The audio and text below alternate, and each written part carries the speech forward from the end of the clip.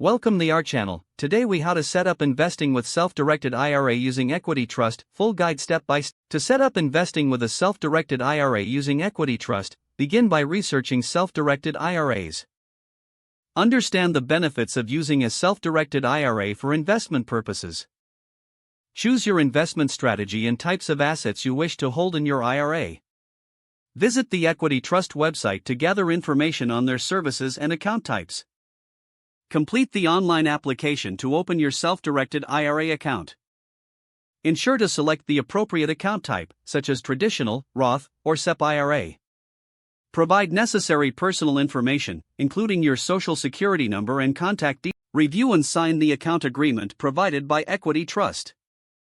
Fund your self-directed IRA by transferring or rolling over funds from an existing retirement account. Contact your current custodian to initiate a transfer or rollover process. Complete any required forms or documentation for the transfer. Once your funds are in place, explore potential investment opportunities. Educate yourself on the types of investments allowed within a self-directed IRA.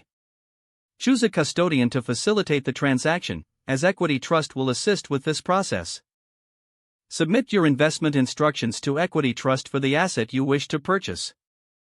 Wait for confirmation from Equity Trust regarding the completion of your investment transaction. Keep detailed records of all transactions for tax and compliance purposes. Regularly review your investment portfolio and make adjustments as necessary. Stay informed about changes in IRS regulations regarding self-directed IRAs. Consult with a financial advisor or tax professional if needed to maximize your investment strategy. If the page does not load, refresh the browser or try again in a private or incognito window. Make sure you are using the correct email address, then retype it carefully to avoid small typos.